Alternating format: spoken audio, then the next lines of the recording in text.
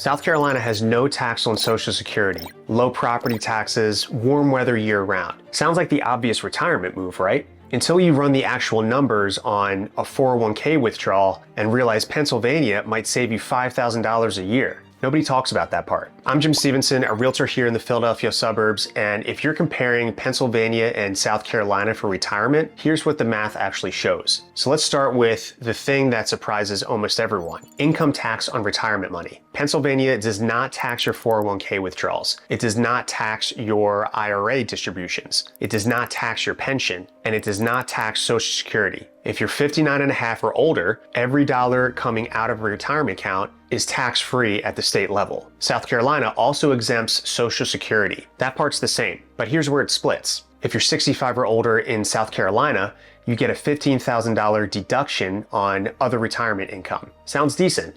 But if you're pulling $80,000 a year from an IRA, that means $65,000 is still taxable. South Carolina's top rate is 6%. So you could be looking at roughly $3,000 to $5,000 in state income tax that you would owe zero on in Pennsylvania. Let me put that in monthly terms. That's $250 to $400 a month just in state income tax. Gone. And that number climbs the more you withdraw. Pull $120,000 from an IRA, now you're over $6,000 in South Carolina state tax. Pennsylvania still charges you nothing. This is exactly why I tell buyers to figure out this tax picture before they even start looking at houses, because the town you can afford changes depending on which state you're in. And there's a flip side people miss too.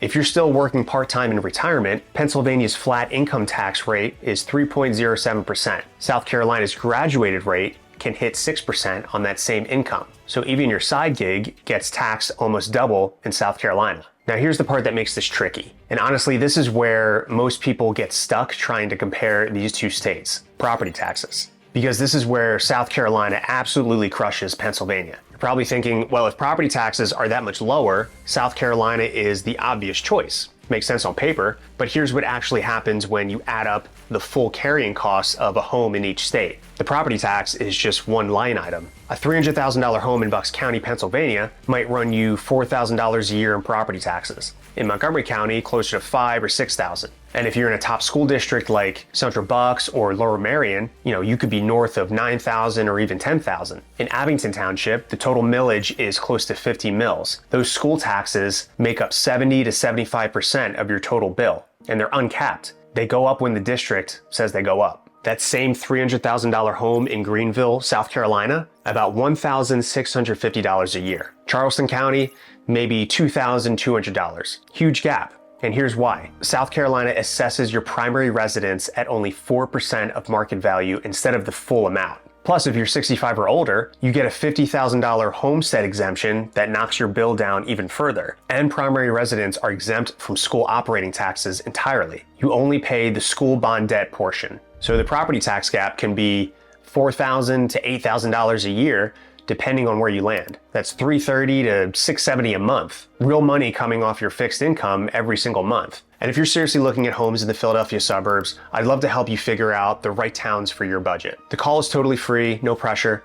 Just book using the link in the description, or grab my free Philadelphia suburbs relocation guide using the QR code on screen. But you can't stop the comparison at income tax and property tax, because South Carolina has a few costs that sneak up on people. And look, I get the appeal. We just got a foot of snow dumped on us here in the Philadelphia area a few weeks ago, and this has been one of the coldest winters we've felt in years. So yeah, mild winters sound pretty good right now, but the last few winters before this one were actually pretty mild here too. So the real question isn't whether you'd rather shovel snow or sit on a porch, it's what that warm weather actually costs you. And that depends entirely on where in South Carolina you're looking. Coastal versus inland. That decision changes everything, not even close. If you're looking at Charleston, Hilton Head, Myrtle Beach, anywhere near the coast, your homeowner's insurance is going to be dramatically higher. The average in South Carolina runs about $2,350 a year. In Pennsylvania, it's about $1,440 a year. But on the coast, you could easily be paying $4,500 to $7,000 a year once you factor in wind and hail coverage. And here's what a lot of people don't realize until they're already in the buying process. Many coastal South Carolina policies use a percentage-based deductible for hurricane damage. So on a $550,000 home with a 5%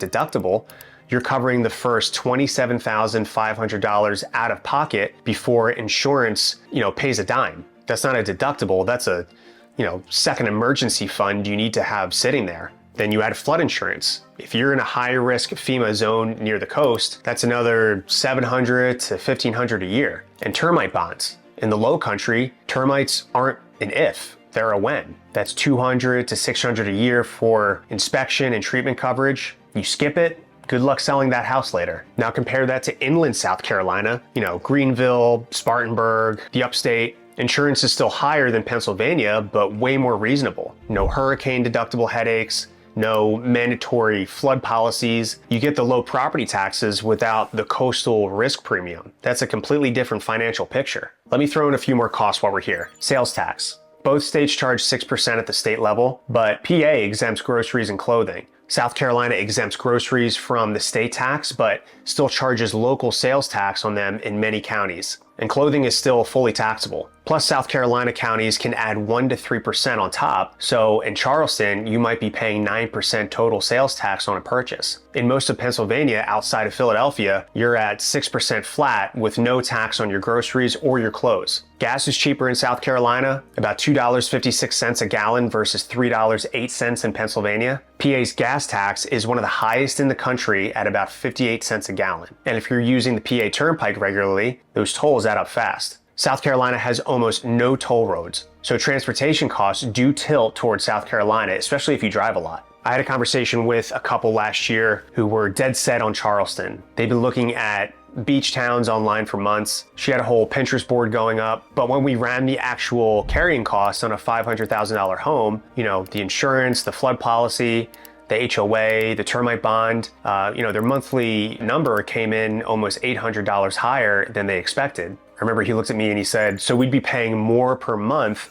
than our place in Doylestown. And they were. And that's when they started looking at Greenville instead. All right, here's another cost that catches people off guard. South Carolina taxes your car every year. It's a personal property tax based on your vehicle's value. You take the value, multiply by 6%, then multiply by the local millage rate. So a $30,000 Honda CR-V in Charleston County costs you roughly $540 a year just for the privilege of owning it. You've got 2 cars, double it. And it never fully goes away because even older cars retain some assessed value. Pennsylvania doesn't do that. You pay a flat $48 annual registration fee per vehicle, and you do have to do an annual safety inspection that runs about $40 to $80 depending on the shop. South Carolina dropped annual inspections back in 1995, so there's no inspection cost there. But even adding that in, you're looking at maybe $250 a year total in PA versus $1,000 to $2,200 in South Carolina. Gone for nothing. Now let's talk about something most retirement comparisons completely skip: long-term care.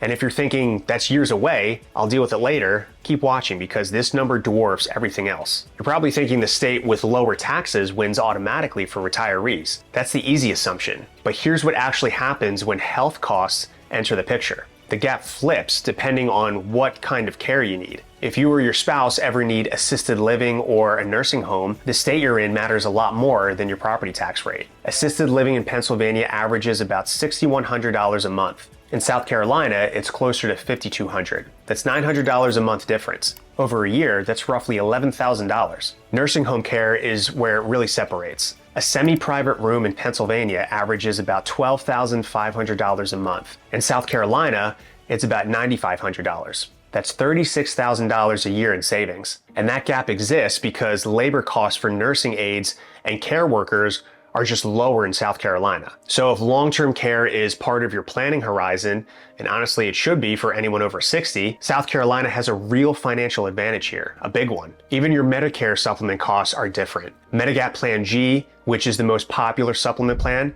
averages about $150 a month in Pennsylvania versus about $122 in South Carolina. That's $336 a year per person. For a couple over 20 years of retirement, that adds up to over $13,000. Not the biggest number on this list, but it's real. On the access side, Pennsylvania has an edge. If you're near Philadelphia, You've got Penn Medicine, Jefferson, dozens of specialists within 30 minutes. Pittsburgh has UPMC. South Carolina has good hospitals in Charleston and Greenville, but if you're in a smaller town, you might be driving 2 to 3 hours for certain specialists. That matters more the older you get. So who actually wins? Depends on how your money works. If you're living on Social Security and a pension, your income is basically tax-free in both states. In that scenario, South Carolina wins on property taxes alone. A couple with $60,000 in retirement income and a paid off $300,000 home could save $4,000 or more a year in Greenville compared to a similar setup in Lancaster County, Pennsylvania. Clear advantage, South Carolina. But flip it. If you're pulling $100,000 or $120,000 a year from IRAs and 401ks, Pennsylvania's 0% tax on that income is worth $5,000 to $7,000 a year. That wipes out the property tax difference in a lot of cases. Add in the vehicle property tax you'd pay in South Carolina, the higher insurance if you're anywhere near the coast, and Pennsylvania actually comes out ahead for heavy portfolio withdrawals, especially if you're buying in the $500,000 plus range where Montgomery County property taxes are high, but South Carolina's insurance and vehicle taxes stack up fast too. And there's one more thing Pennsylvania people forget about until it's too late. Inheritance tax. Pennsylvania charges 4.5% on assets passed to your children, 12% to siblings, and 15% to everyone else. South Carolina charges 0. No inheritance tax, no estate tax. So if you're passing a $500,000 home to your kids, that's $22,500 in Pennsylvania that doesn't exist in South Carolina. For $1 million estate going to 2 children, you're looking at $45,000. That's real money your family never gets back. So here's what this all comes down to. South Carolina wins if you're on a fixed income, you pick an inland location, your retirement accounts aren't your primary income source, and you want to leave more money to your family. The property tax savings are pretty significant, and the long-term care costs give you a real cushion as you age. Pennsylvania wins if your retirement runs on 401k and IRA withdrawals. That 0% tax rate is one of the best retirement income deals in the country, and most people don't even know about it. You also get stable insurance markets, no car tax, lower sales tax on everyday purchases, and access to world-class hospitals within an hour of most suburbs. The wrong move is picking a state based on one number. The right move is running the full picture. Your actual income, your actual home budget, your health outlook, even what your estate plan looks like 20 years from now. Now you know the real cost difference between PA and South Carolina. But if you're also considering North Carolina, that comparison is even trickier because North Carolina sits right in the middle of taxes, but the insurance costs and the inheritance tax rules create a completely different math problem. I actually worked with a couple who thought coastal North Carolina might be, cheaper, and it turned out staying in PA saved them $400 a month. Watch this video next because I break down exactly how that happened. Thanks for watching, and I'll see you next time.